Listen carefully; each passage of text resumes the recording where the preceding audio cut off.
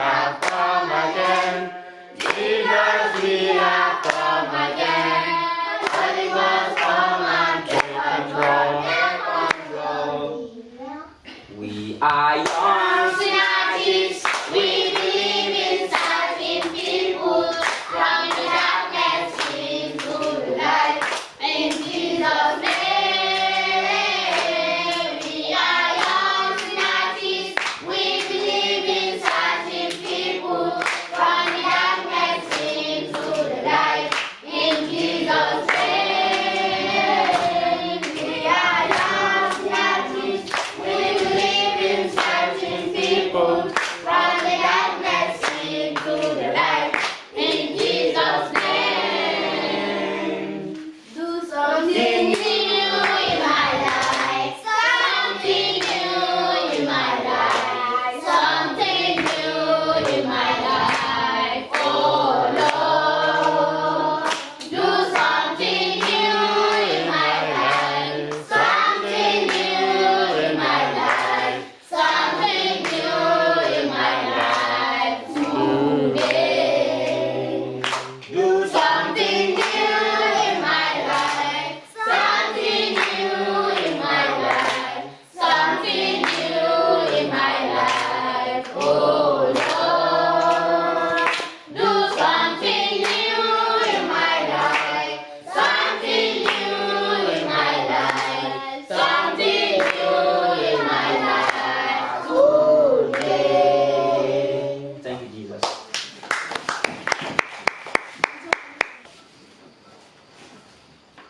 Ni ndara da tersheni ne je ko janga ay kala do min gettima ya jawmirawo be moƴƴe ma be barka maɗa min gettima bo be moƴƴe ko a waɗanta min jemma e nange min gettima be ñamdu ko a hokkata min ndiyam ɗam a hokkata min fof min gettima jawmirawo ka darajaji ɗi a waɗanta min be yidde nde a hollata amin min mbawata min limtida ya jawmirawo be seyo ngo a hokki enen ngam a yeɓi ɓiɗɗo maɗa bajjo go'oto tan o wara nder duniyaaru ngam o maaya o yaafa hakkeji amin o timma bo o hokka en ngendam ɗam min re'ata ko yonkiki re'ata jawmirawo min ɗo wiyama min yetti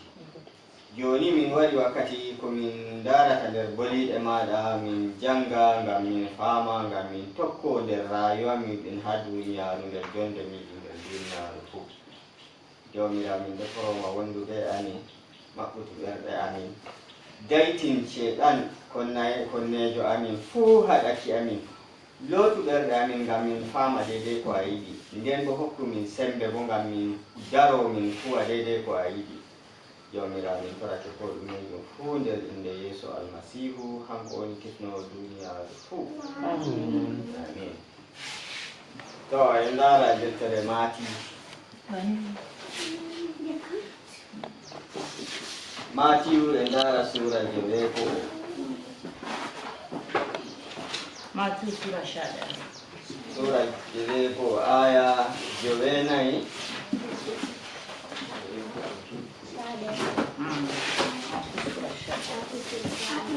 Sura shida. aya 9 yago aya 10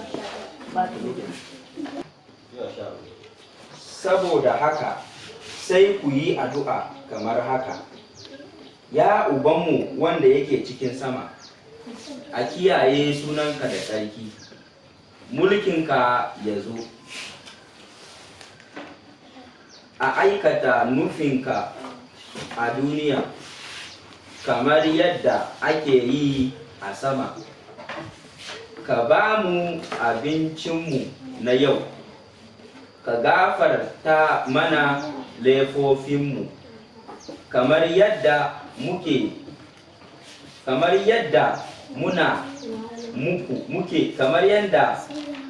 ma muke gafarta wa masu waɗanda suka yi mana laifi. Kada ka kai mu wurin jaraba, amma ka cece mu daga mugu. to da jangirde ɓe fulfulde Matthew ko Matta sura 9 aya 9 yawgo aya 13 Obin gamman onon to on ɗon mbaɗa do'a ndani mbi'oton ya babirawo amin mo asama a ceniiɗo wat ko moye teddina inde ma laamu maɗa wara muuyo maɗa laato nder duniyaaru bana ha asama hokkumin nyamdu dedei haaje amin hande yaafan amin aybeji amin bana no minon bo min jahoranta waɗɓe min aybe aynu min ngam ta min nasta jarribeji amma hisnu min diga kalluɗo ngam an mari laamu e bawɗe e teddungal ha horoyi amin to mi hokka hoore haala ha ɗo waɗugo do'a no haani waɗugo do'a no haani en andi ko ɗume ha duniyaaru fuu ɗon no haani akwai yadda ya kamata ko ɗume ha duniya ko Allah tagi ko yahata ko dari fuu dai ɗon be no haani komai da aka halitta yana tafiya yadda ya kamata misali ko nyamdu ni to aɗo nyama nyamdu daidai no haani a heɓata ka misali ko abinci ne idan kana ci yadda ya kamata amma to aɗo nyama ko nyamdu aɗo nyama nyamdu daidai no haanai amma idan kana cin abinci yadda bai kamata ba ne ɓata sama heɓa damuwa ba zai daɗe ba haka samu matsala misali a yara no kofi gotel je misali za ka gari sha kofi ko kwaf ɗaya na gari nden a yari kofi joyi sai kuma ka sha kofi 5 hakkilai a heɓai wannare to nonnon ɗoyngol ma to ɗoyɗi ɗo yiɗi a ɗanai daidai no haani ne bacci ma ka yi yadda ya kamata to a ɗanani jamdi sappo yahugo jamdi nayi ƙarfe 10 zuwa a fini daidai ɓandu waɗi ka tashi ƴartinani belɗum jikinka yana daidai nden a ɗani diga sappo e goho nange ha sappo e goho jango sai ka kwanta kai bacci ƙarfe 11 na yau har zuwa yau a sali daidai no haani ka wuce yadda ya kamon annabi isa o ekkitini fukara en maako daidai no waɗi do'a daidai no haani ɓe heɓa jawabu do'a maɓɓe woodi do'a je goɗɗo waɗata waɗa do'a on ha soma amma heɓata jawabu amma o waɗi ngam na Allah nanata ko do'ayre maako ba Allah ɗo nana amma jaɓata on Allah ɗo nana amma jaɓata yana ji amma ba bana jotta ɓingel maɗa a defi nyamdu a hokki ngel nyami ngel haani amma yanzu ɗanka ka ciyar da shi ka dafa abinci ka ba shi dai na fahimta ngel wani ngel ɗo torama nyamdu a hokka ngel yanzu anan ta torne magel an kuma za ka ba shi kaman ɗum torne magel na ɗum torne jajaɓata bana yawdara ni ko bana ngel ɗo fijira hakkilo ma amsa ba ne yana wasa da hankali to kanjum en jiɗi en ndara ɗume haani noyi haani en gaɗira do'a ya kamata mu yi addu'a nden noyi haani enen ma en jogoro do'a dai ya kamata mu riƙe addu'a kamun annabi isa o yecci tokkuɓe mo ko fukara en maako ndano haani on gaɗira do'a almajiranka ga yadda ya kamata su yi addu'a o wi ya babirawo amin mo asama a ceniiɗo ya ubanmu na sama mai tsarki waɗu ko moye teddina inde maɗa kai kowa ya girmama ɗo ja'atata waɗugo do'a on tawan ha waɗay do'a wannan yadda ya kamata ka fara waɗu ko moye teddina inde maɗa kai kowa ya girmama nden anuma an mayɗo hoore maɗa aɗo teddina inde maako mayna kai da kanka kana girmama sunansa nder ko a huwata aɗo teddina inde maako cikin aikin da kake yi kana nder ko a ñamata aɗo teddina inde maako na cin abincin da kake yi kana girmama nder ko ɗoyngol ma aɗo teddina inde maako na kana girmama sunansa nder seede ko a mari ko nayi ko baali ko beyi ko a mari aɗo teddina inde jawmirawo nder man na ko wani dabba kana girmama sunansa da shi nden o wi ngam laamu maɗa wara muuyo maɗa laato nder duniyaaru bana ha asama lamu jawmirawo wara a hima an da hore ma yi lamu Allah do lama ne na kai da kanka kana so mulki Allah ya zama gare ka a yi nya hore ma a do yi Allah lama ne na ko a do yi lamu hore ma kana so naka mulki ne ko mulkin Allah ina ni laman ko hore mun don mun san lamu Allah budon mulkin mutum akwai kuma na Allah ku jamai haurata alama na hore man den Allah lama ne kai mulki domin Allah ya kare alama na hore man kai mulki na kanka Allah sai Allah ya den Allah bulama ne wadata kai mulki na kanka den Allah ya mulke ka sai ka bar Allah ya mulke ka a acai Allah lamina maun za ka bar Allah ya dauki mulki kwa aci Allah lamani ma in ka bar Allah ya kawo mulkinsa daidai kwa huwa ta hu Allah argayi duk abin da kake Allah jaudi mala sai da man jamu mala nu mala ku gam aci ne Allah arda amma to anon biya arda na dum tolo an adola mana hore ma da gam Allah ka ba kai za ka mulke shi Allah ba Deno bi hukumin daidai ko min nyamata haje an hande daidai abun da za mu ci na yau bisa ga littafi mai sarki maganar Yesu almasihu mai jore mutan yamdu de ngam nyawa hande kan jango kabala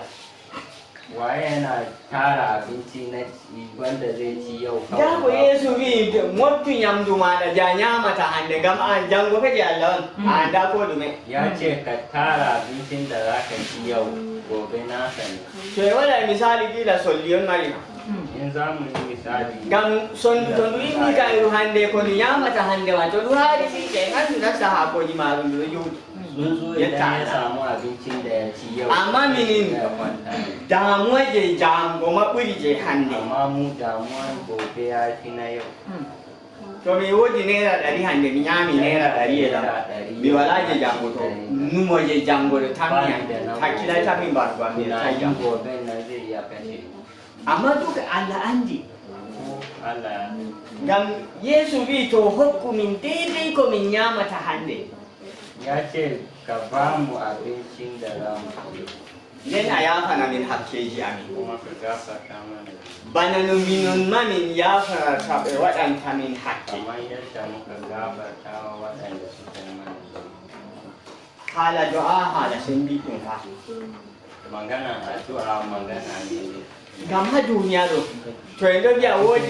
wodi lawol ya yauci da tabe Allah idan akwai hanyar da za mu yi magana da Allah sai ha du'a sai ta wurin to wodi da yanzu ai handset hakkunde min be Allah inda za a ce waya tsakaninmu da Allah sai du'a sai duk sai a to ni biya yanzu wada hul a kone da Allah idan za a ce muna tare da Ubangiji ko da yaushe amma no yi hani en latan den du'a jini latan na ne te amma ya kamata addu'a mu ya zama Allah kuma ya zauna tare da mu aya sappo jini aya ta bana no minon ma min jaforanta wadde min aibe gafartawa waɗanda suka yi mana laifi bana no minon ma min jaforanta wadde min aibe to a waɗa do a numa miɗo yafa kana idan za ka yi addu'a ka yi tunani ina gafartawa to a tali a yafata ko an nder ɓernde ma andi to do a maɗa Allah ɗo nana ka tan amma na ɗo jam zuciyanka kana ji ne kawai aino min gam ta esto jarribe kinanga min a aina min gam ta esto ko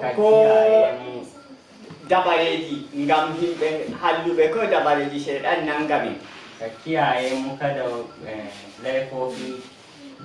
ko na shaidan ya kama mu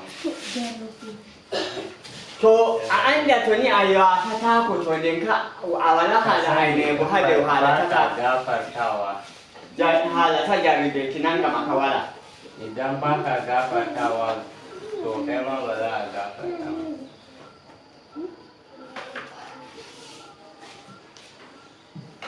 ngam do'a kanka woni ko a yauki da tabe jawmirawo addu'a shine hanyar da za mu magana da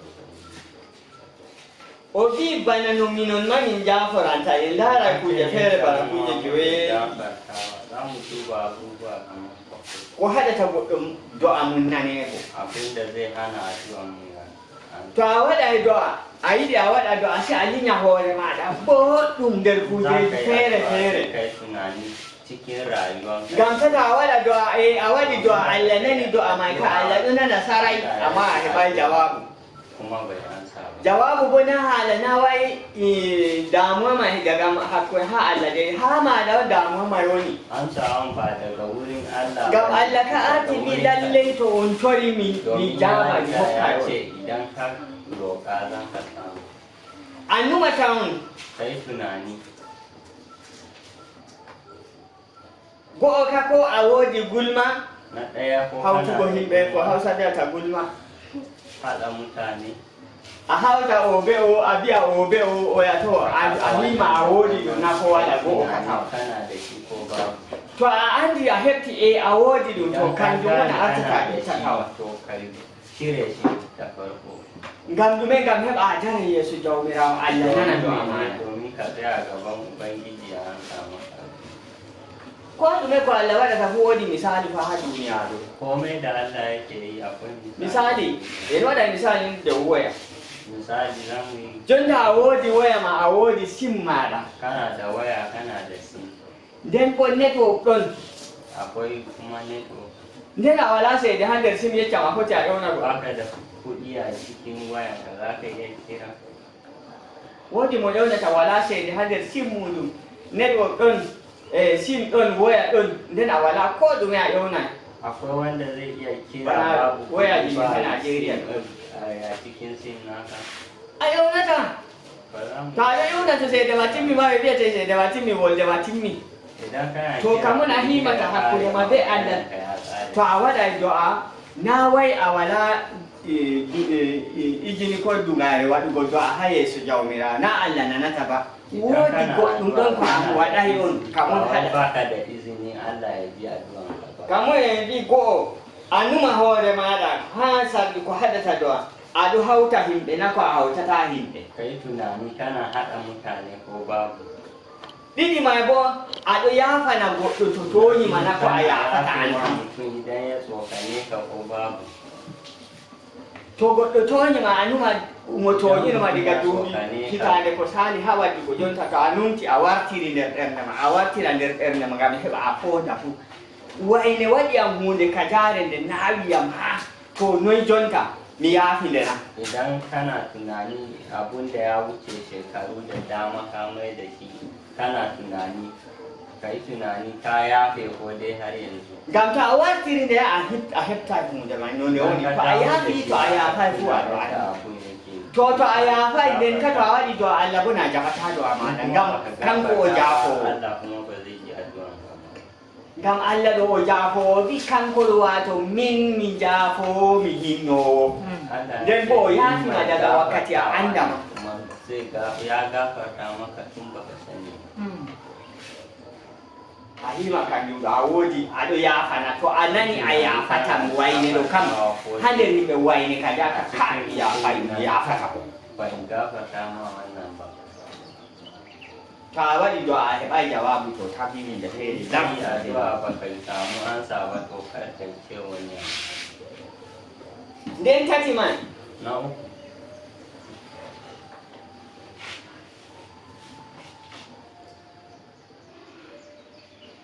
tati man bo ko woodi goɗɗo feere mo a yiɗa ɗum sam na ha nder uku yimɓe akwai wanda ka tsana a cikin mutane ɗo ka misali aɗa yiɗi ɓe fuu amma wayne kam yiɗaɗa kana son su amma wane kan ba ka so ɗon jannumo himɓe akwai a cikin mutane anuma wayne ka kam mi wala haaje maako sam amma ko ɗiɗi fuu wala damuwa ko kaɗan goɗɗo feere a tawa ɓinngel maako on to yahi tori mo hunde o heɓa amma to baaba ma yahi o hokkata ngam ni za ka samu miiɗa baaba ma ɗansa sam ne ya je roƙa za a bashi amma goɗɗo feere bo a taway baaba yahay tora amma ɓinngel ka to yahi o hokkata wani ɗan ba da haji idan baban ya roƙa zai samu amma ɗan in ya je to ni hunde to kai da littafi mai sarki kofi sarki littafi mai idan sarki abun nan bai to fu mere on maganan ubangiji ba to fata ko a wodi wannare wonde feere ha hoore maɗa to a nani goɗɗo ko waɗi hunde ko a goɗɗo wi hunde wato a hoosi wannare ma a roodi hoore maɗa kayre ma a wandi be maɗe on ka ɗauki tunanin ka sa damuwa a cikin rayuwa nayi man kenan ko woodi ko a yiyata ko akwai abin da za ka gani wato hunde mai kayre kam ko woodi ko a yiyata hunde mai kayre kam a yiɗinde yidde maare ɗo ɓuri yidde Allah sun ya fiye da Allah ko a ɗo mari hunde man annuma fu kuje ɗe fu miɗo mari na ko mi marai waɗannan abubuwa ina da su ko ba a joɗa annuma to a woodi jawdi ko a woodi anda ko a woodi laamu a joɗa annuma ko kana da kuɗi ka zauna kai tunani nder kuje ko a mari mai woodi fuu majum wanda nake da kanjum ka a yiɗi ɗum ha ɓuri Allah na fi son a ciki ya fi fiye da Allah misali jonta hani dari ɗo goɗɗo fiya yam hoore mi damay fiya reedu mi damay fiya kosɗe mi damay amma to taɓɓi o ni mbiya e kana goto baran damu ba ya bugi ciki ban damu ba ya bugi kafa ban damu ba amma ya taɓa yara ɗum misali on a mara jawdi ko a mara ɗikkoy kana da dukiya nder ɗikkoy maɗa woodi feere ka to goɗɗo sappi hoondu dow maagel ni on haɓay amma ɗuttukoy ka fuu ɗo ka kam ka ɓe huɗa ɓe fiya wala damu za a samu wato kan ka wane nema wato wannan kan ba a iya taɓawa ko ana waɗi paɓɓoje nangi ngel ma wato damuwa maɗa ɓuray damuwa Allah ne ya duniya fuu sa rashin lafiya a kama shi da damuwa ya fi komai kanjum ranima a woodi irin may na kai tunani kana da irin wannan nden ko woodi dabarere wonde feere ko andal feere je a mari andal man wato ngal ɓuri sembe ruhu may sarki ha maɗa Allah a rayuwanka ko hunde may nde woodi bawɗe ko ɓuri bawɗe yana da iko e yonki jawmirawo ko jawmirawo ha yeeso maɗa ikon ubangiji a gaban ka anuma fuu kai tunani en andi enen inde nde pastoji ɗo baagi goɗɗo feere waaja timmaya ba a hayre fastoci akwai su mu yayi wa'azi ya gama je a hau dutse to woodi hunde may kayre nde ɓuri Allah marugo bawɗe aɗo resi kayre kan feere nde woni Allah ka sa abun nan kam daban yake to goɗɗo ɗo mari kuje ɗe fuu anda do'a maako to waɗi do'a ko jabanaka ɗum abubuwan nan ka yi addu'a baka samu to a woodi irin kuje ɗe a andi ɗe ɗo ha maɗa artu waɗu do'a dow maaje tawon in kana da irin wannan abun ka fara yin addu'a kan kanje on a waɗanta do'a Allah am hunde damuwaje mi mari kajare ɗum daade wa addu'a mi andi nde ɗo nder am nde wanniyam kayro mi heɓayno mi wujinirade amma a woodi bawɗe na san abun da yana damu na ban samu yadda zan jefar da shi ba Allah itinama nde o nanay belɗum maɗa nden o jaɓay do'a maɗa ban ji daɗin kai an samu nden o wi aynu min ganta esto ko jarribeki duniyaru nangami yake ka kiyaye mu kada jarrabobin duniya wato esto sheɗan ko esto duniyaru nde weeti fu kanjum ma ɗum heewi do ayre ko yeesu almasihu ko annabi isa ekkitini fukaraɓe muɗum no waɗirta do'a yadda ubangiji ya koya ma almajiran da yin goɗɗo feere damuwa mum ngam heɓa seede on wani damuwa goɗɗo feere damuwa mum ngam yiɓa siye wani kuma damuwarsa don ya gina goɗɗo feere damuwa mum ngam mofta ɓe ibali na'i goɗɗo feere damuwa mum ngam sooda mota wani damuwa goɗɗo feere damuwa mum kambo ngam ñaama lumo tan wani damuwarsa don goɗɗo feere damuwa mum rewɓe on wani kuma damuwarsa mata ne goɗɗo feere bo kaya himɓe ngam hoosa kuje wani himɓe kuma tan kayan mutane ne domin ya ɗauki kayan mutane to kanjum won jarriboje ɗe duniyaru shi ne jarraba kanje ɗo ɗe waɗanteɗe do'a su ne abubuwan da za a yi ba Obi amma hisnu min diga jungo ya kalludo. ce ka cetar da mu daga hannun maƙiyai To ilari haɗo haɗo aje Yesu almasihu ko annabi Isa ko ekkitini ni. Kuje ɗon feere. Jarriboje ɗon feere. Seeɗan bo kam malan taman ɓe hoore mum. Sheɗan ma yana da nasa da Ngam bana to ɓe wima o laamiɗo to a yahi ha laamiɗo ay laamiɗo ka feere a taway laamiɓe feere les maɓɓe feere an ce ma wannan hadi sarki amma fu ɗo nder ɓoggol nayon sarakai da goɗɗo feere salay wona sarakijo laamɗo on tan wani bai fi kamma ha to non laamu maako haaɗi bai fi na sarautan nan kawai ba. sarakuna Sarakuna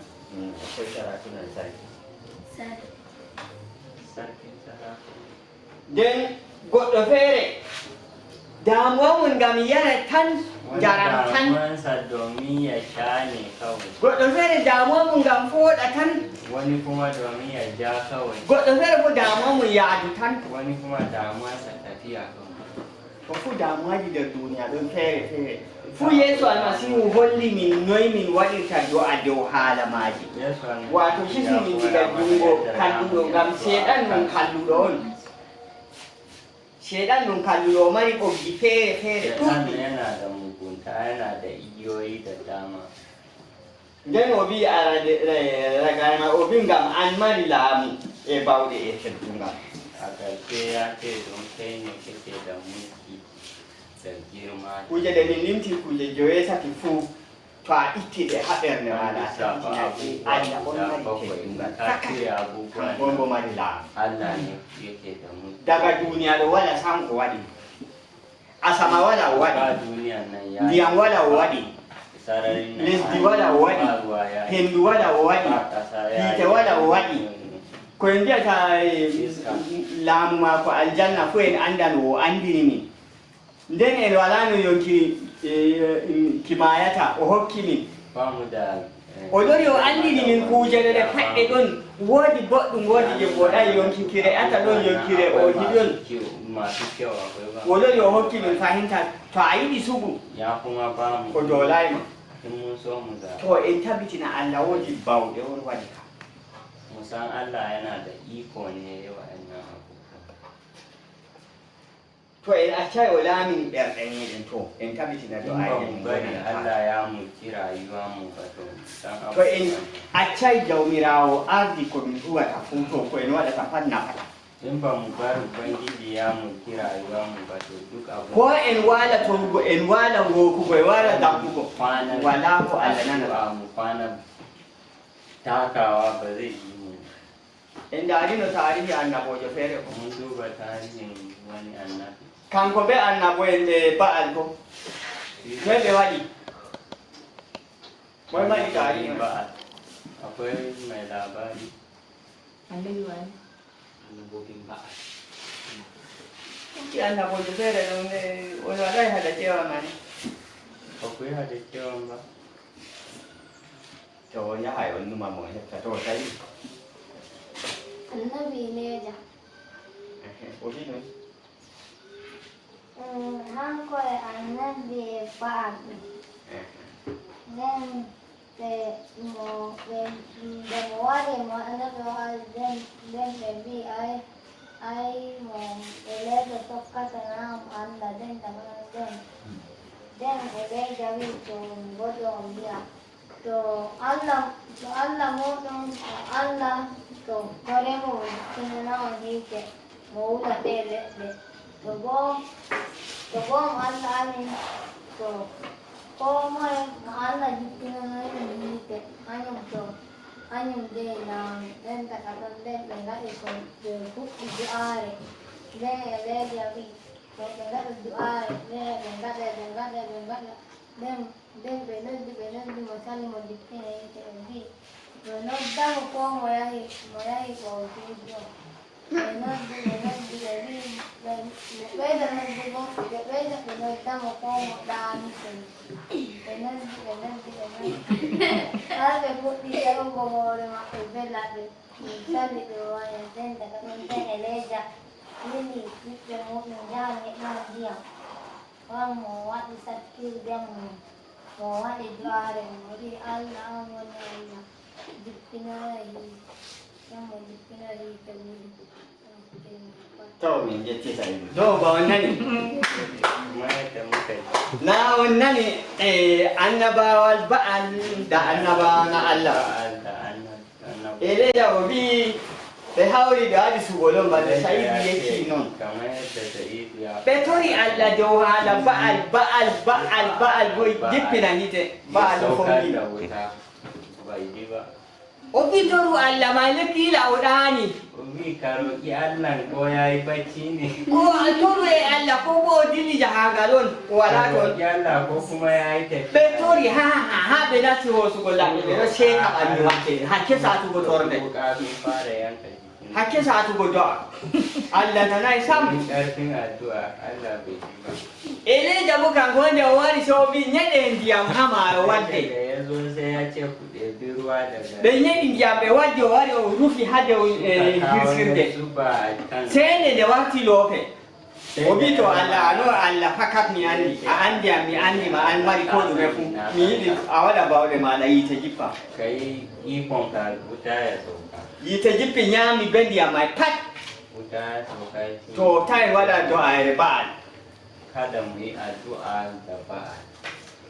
tora ha do boya ha diwa dampa amma na wai Allah na tabe Allah don na sara Allah an sun fe wurin ba da mai pat gam do derma eni annaba ba azuna gonki wa mai kanga a fe wurin mai derma dan woni ai gam konki ka ai ga do dari kanga ham wankin yana nan dum hune tan kam ka dum kam mata di Allah ka mai ma ga do dari amma derma de on a cikin su ne amma da annabojo Allah kan ko Allah don derma ko annabin Allah tunda Allah yana cikin sa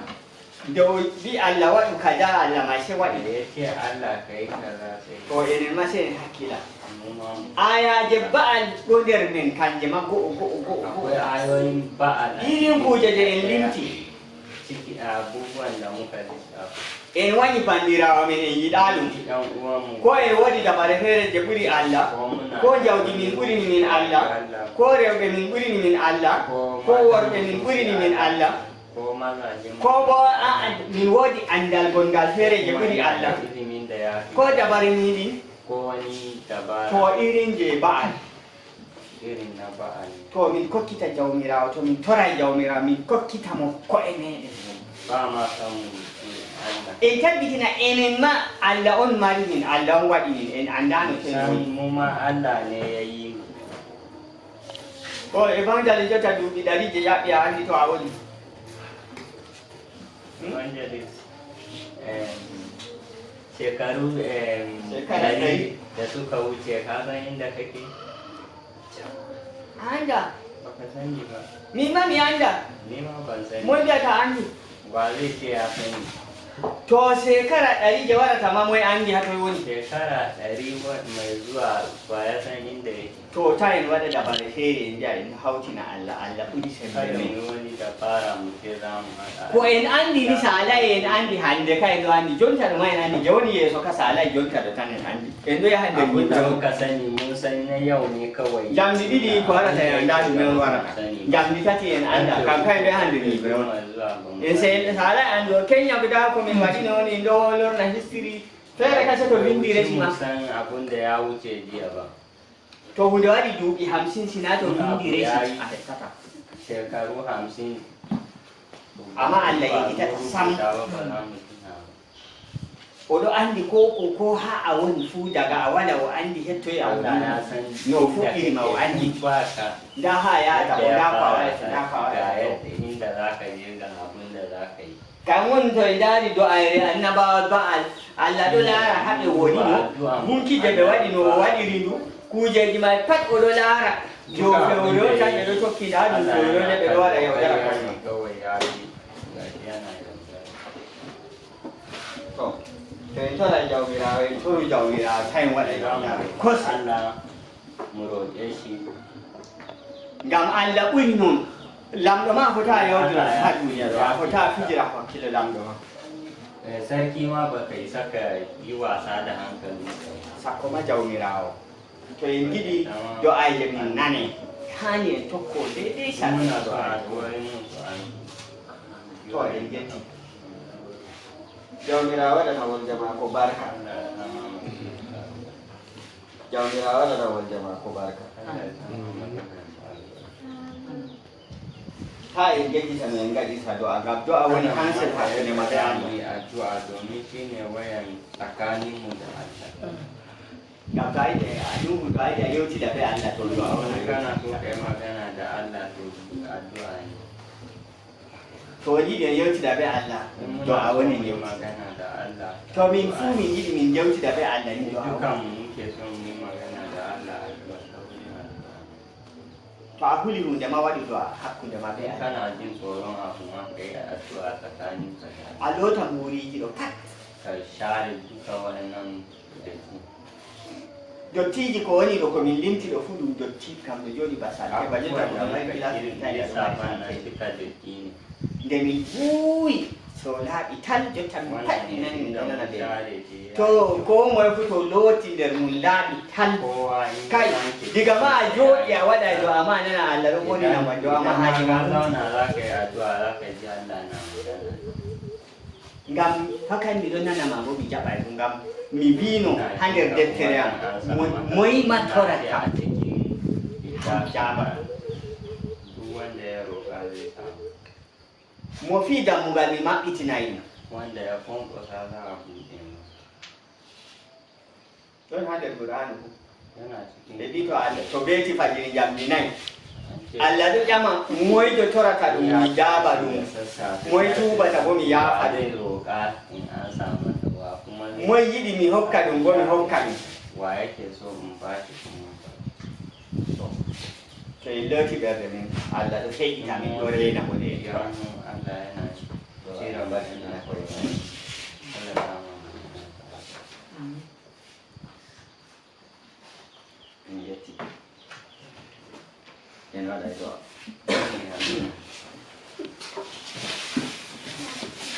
min jettima ya jawmirawo jawmu e jawmu daraja min jettima ya jawmirawo jawmu andal e barka min jettima ya jawmirawo be moƴƴe maɗa feere feere nde a waɗanta min min jettima bo ɓe hokkugo amin deftere maɗa ko boliɗe amin maɗa emin tokkita ko de emin daara jemma e nangue ha toye min yaɓata ha toye bo min yahata noye bo min tordoto min daari hannde nder deftere maɗa Matiw sura 6 aya 9 yahugo aya 13 deydey no a ekkitiri min no min waɗirta do'a ngam a nana do'aje miɗi jawmirawo ɗo fu ɗum moƴƴere on min yettima ngam to na a yiɗi min a wiyata waɗire ni ngam heɓa mi nana itte ni ngam heɓa mi jaɓa jawmirawo ngam ma min yettima ya jawmirawo min ɗo toroma bo jawmirawo a jo'ina deydey ko min nani fuu nder ɓerɗe amin min ɗo toroma bo fahinta a hokka min sembe ɓalli bo ngam min huwa ɗum ko ndey fuu min ɗo toroma bo accu ko min huwata fuu ngam teddingo inde maɗa ngam inde maɗa yaha yeeso heɓa teddineki e mawnineki nder duniyaaru fuu min ɗo toroma bo jawmirawo deydey yimɓe ɓe andama fuu to woni fuu jawmirawo memu ɓerɗe maɓɓe holluɓe laawol jaygol to maɗa hokkuɓe bo salama jawmirawo min yettima min torake ma bo nder inde yeeso almasihu hanko woni kisnowo duniyaaru fuu